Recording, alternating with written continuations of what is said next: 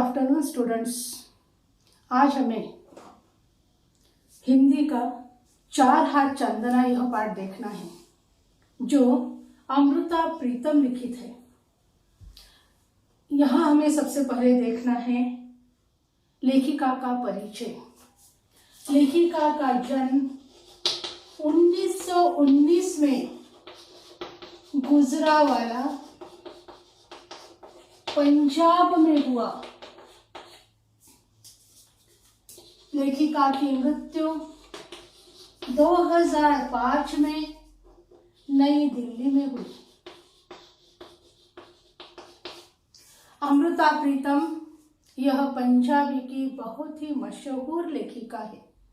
इन्होंने पंजाबी के साथ साथ हिंदी में भी आत्मकथा, संस्मरण, कहानियां यह लिखा है। इनको कई पुरस्कारों से सम्मानित किया गया है और ज्ञानपीठ पुरस्कार से भी इन्हें नवाजा गया है।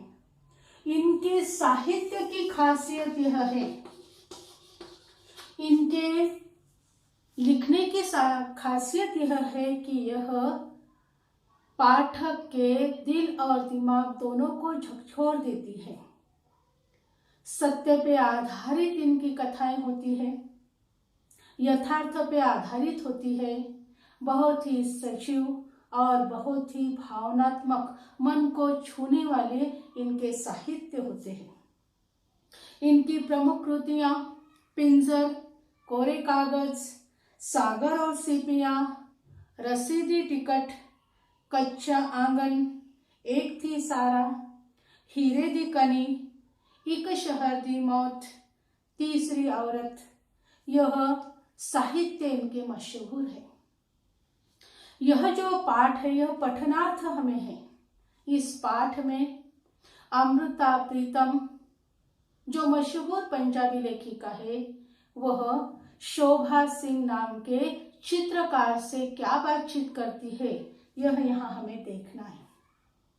अमृता प्रीतम ने पूछती है कि शोभा सिंह जी, चित्रकला में तकनीकी और रूहानी पहलू में जितना आपका अनुभव है शायद ही किसी और का होगा, फिर वह वर्षों के हिसाब से हो या चिंतन के गहराई के हिसाब से। आप बहुत ही श्रेष्ठ कलाकार हैं। आपकी कला जो है वह समाज हित कर रही है। रंगों और लकीरों के माध्यम से आप अपनी कल्पनाओं को, अपनी भावनाओं को कैनवस पर उतारते हैं। तो आप कलाकार के कर्म को, कलाकार का जो कर्म है उसकी क्या व्याख्या करते हैं? तो शोभा सिंह ने यह कहा कि कलाकार का जो कर्म है वह बताते समय हमें सबसे पहले सत्यम, शिवम, सुंदरम इसका क्रम बदलना होगा, क्योंकि सुंदरता के लिए सबसे महत्वपूर्ण पहली अवस्था है सुंदरता। नजर सुंदर होनी चाहिए, दृष्टि सुंदर होनी चाहिए, तो यह क्रम हमें बदलना है और पहला क्रम रहेगा सुंदरम, फिर शिवम और फिर सत्यम। सत्य यह तीसरी अवस्था है। यही विकास की क्रिया है जिसकी पहली मंजिल सुंदरता है। जिस तरीके से कोई कवि रहता है अपने शब्दों के माध्यम से अपनी कल्पना को साकार करता है, उसी तरह से चित्रकार भी अपने रंगों और लकीरों के माध्यम से अपने कल्पना को साकार करता है। उसके बाद अमृता प्रीतम जी पूछती है कि आपने चित्रकार बनना क्यों पसंद किया, आपने यह माध्यम क्यों चुना? तो शोभा सिंह ये कहते हैं कि इस सवाल का जवाब पाने के लिए मैंने भी अपने जिंदगी के कई वर्षों को टटोला, एकांत में मैंने अध्ययन किया, यहाँ तक कि मैं अपने बचपन के वर्षों को भी मैं अध्ययन करने लगा, तलाश करने लगा। जिस तरह से लोगों को भुलावा है कि मैं चित्रकार हूँ, उस तरह से मैं अपने आप को भी भुलावा दे रहा हूँ। और उस भुलावे की बुनियाद है एक घर, जो मेरे बचपन का घर है। मेरा एक घर के आंगन में एक रसोई है। उस रसोई के ऊपर जो 3-3.5 फीट की परछत्ती थी, उसको मैंने बचपन में अपना घर बना लिया।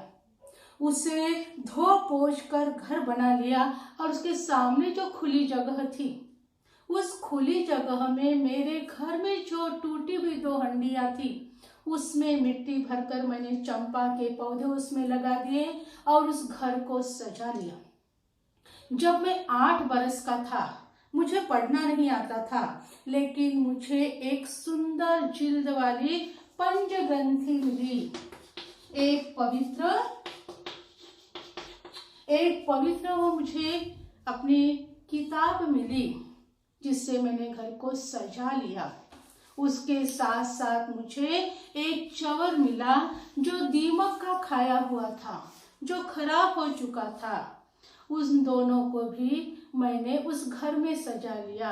उस चवर पर मैंने उस पंचग्रंथि को रखा और परछत्ती की दीवारों को सजाने के लिए जो मुझे कागजों की तस्वीरें मिली, उससे मैंने अपने घर को सजा लिया। वह घर कभी नहीं बना, लेकिन मैं ख्याली घर की दीवारें बनाने के लिए, उसको सजाने के लिए तस्वीरें बनाने लगा और इस तरीके से मैं चित्रकार बन गया। तो अपने साथ साथ लोगों को भी यह भुलावा हो गया कि मैं चित्रकार हूँ। अमृता प्रीतम जी कहते हैं कि आप औरत को औरत के रूप में सबसे ज्यादा महत्व देते हैं औरत के माँ बनने पर। ऐसा क्यों? उस पर शोभा सिंह कहते हैं कि मैं औरत के माँ के रूप को ज्यादा महत्व देता हूँ, क्योंकि वह उसकी रचनात्मक शक्ति है। रचनात्मक शक्ति को मैं ज्यादा महत्व देता हूँ। जिस तरीके से लता मंगेशकर का गायिका होने का महत्व है, अमृता प्रीतम का लेखिका होने का है, मैरी कॉम का खिलाड़ी होने का है, उसी तरह से औरत का माँ का रूप यह बहुत ही महत्वपूर्ण है और वही उसकी रचनात्मक शक्ति है।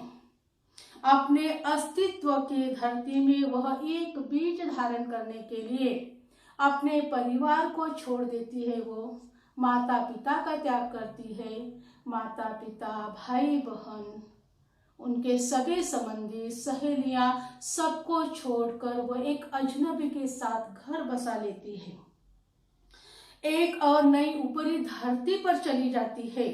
उसमें उसकी बहुत बड़ी साधना होती है, उसी में उसकी दैवी शक्ति होती है, ज्ञान होता है और इसी तरह से यहाँ बताया है कि वह एक उसमें कला होती है और यह जो ज्ञान है, इसी से औरत का जो माँ का रूप है वह हम जीनियस समझते हैं।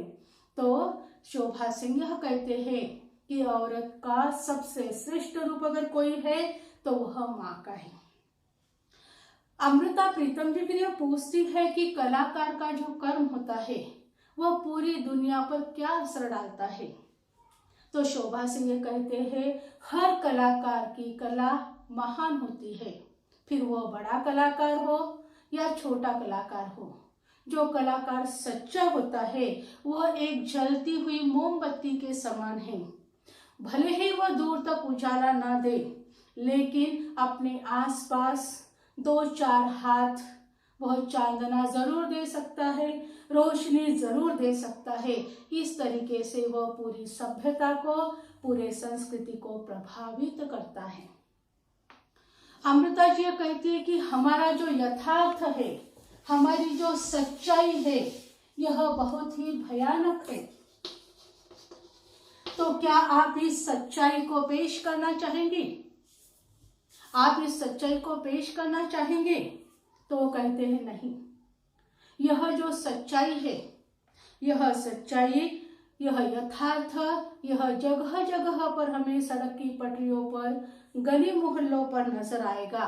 मैं भयानक गरीबी और अंतहीन दुखों के इतिहास को दोहराना नहीं चाहता। मैं अपने चित्रकारी में जिंदगी की खूबसूरती और जिंदगी के अच्छाई को दिखाना चाहता हूँ, रंगों से उसे सजाना चाहता हूँ जो दिन ब दिन लोप होती जा रही है। मैं मेरे कागजों पर यथार्थ सच्चाई नहीं दिखाना चाहता हूँ।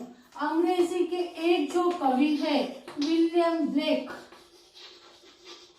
उन्होंने कहा है, सुंदर ईश्वर को सुंदर गुलाब का फूल बनाने के लिए 50 बरस लगे थे। कहने का तात्पर्य यह है कि सुंदरता को हमें जीवित रखना चाहिए। जो यथार्थ है वह चारों ओर बिखरा पड़ा है। इस तरीके से यहाँ हम यह देखते हैं कि अमृता प्रीतम जी ने शोभा सिंह से कलाकार का कर्म, औरत का माँ बनने का महत्व, उसका माँ का रूप और उसी तरह से सच्चाई कलाकार के कर्म की क्या व्याख्या की है, इसके बारे में शोभा सिंह से बातचीत की है। धन्यवाद।